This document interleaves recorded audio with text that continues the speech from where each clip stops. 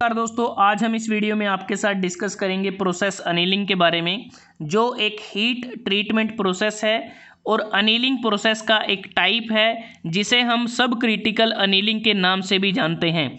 और annealing processes में ये एक सिंपलेस्ट फॉर्म है और इस प्रोसेस का प्रयोग हम कोल्ड वर्कड मेटल की डक्टिलिटी को रिस्टोर करने या फिर इंक्रीज करने के लिए करते हैं, या फिर उस मटेरियल को सॉफ्ट बनाने के लिए इस प्रोसेस का इस्तेमाल किया जाता है। इसके अतिरिक्त इस प्रोसेस का प्रयोग हम मटेरियल की स्ट्रक्चर में माइनर चेंजेस करके उसकी इंटरनल जो स्ट्रेसेस हैं और हार्डनेस को भी कम किया जाता है, क्योंकि कोल्ड वर्किंग के दौरान मटेरियल के जो स्टील ग्रेन होते हैं वो डिस्टॉर्ट हो जाते हैं और उनको वापस नॉर्मल स्टेट में लाने के लिए हम इस प्रोसेस को करते हैं और एक प्रकार से कह सकते हैं रिक्रिस्टलाइजेशन किया जाता है। अब बात करते हैं कि इस प्रोसेस को कैसे किया जाता है। जैसा कि हमें पता है कि जो अनीलिंग प्रोसेस है, इसका बेसिक स्टेप ये रहता है कि हम मटेरियल को हीट करते हैं वो एक पर्टिकुलर टेम्परेचर पर, उसको फिर होल्ड किया जाता है कुछ टाइम पीरियड के लिए और उसके बाद उसकी कूलिंग की जाती है। अब बात करते हैं कि जो लो कार्बन स्टील या फिर हाइपोयूटेक्टोइड स्टील, अब हाइपोयूटेक्टोइड स्टील वो होते हैं जिसमें कार्बन परसेंटेज 0.83% से कम होती है। अगर आप इस डायग्राम को देखें, 0.83% तक जो कार्बन होती है वो हाइपोयूटेक्टोइड स्टील कहलाते हैं। अगर 0.83 से 2.14% तक कार्बन है तो वो हाइपरयूटेक्टोइड स्टील कहलाते हैं।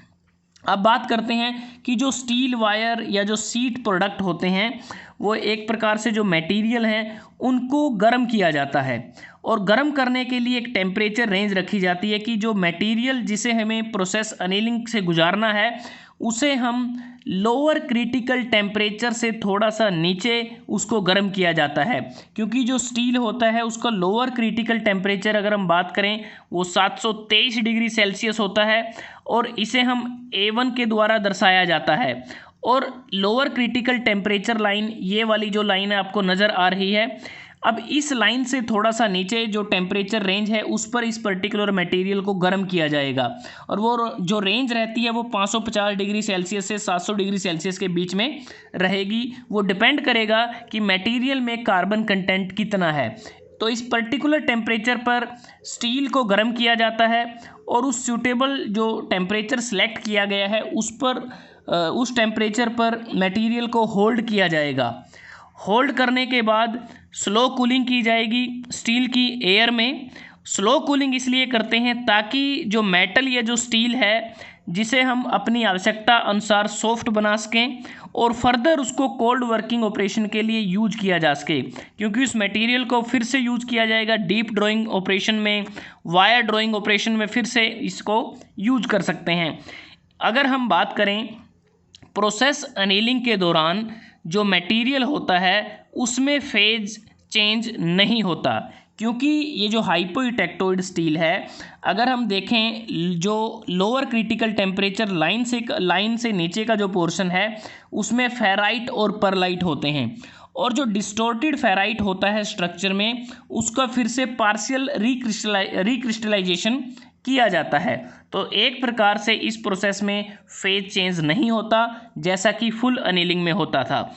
दूसरी बात कि जो प्रोसेस अनीलिंग होती है उस दौरान जो मटेरियल या जो स्टील है उसको सॉफ्ट बनाया जाता है, उसकी डक्टिलिटी को इंक्रीज किया जाता है और इसका मेन काम ये भी रहता है कि हमें स्टील की जो मशीनेबिलिटी है उसको भी इम्प्रूव करना होता है।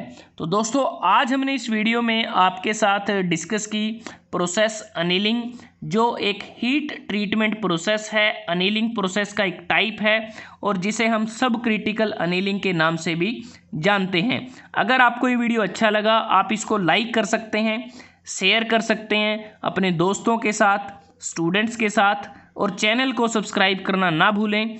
जल्द ही हाजिर होते हैं एक नए वीडियो के साथ। तब तक के लिए धन्यवाद। आपका दिन शुभ रहे।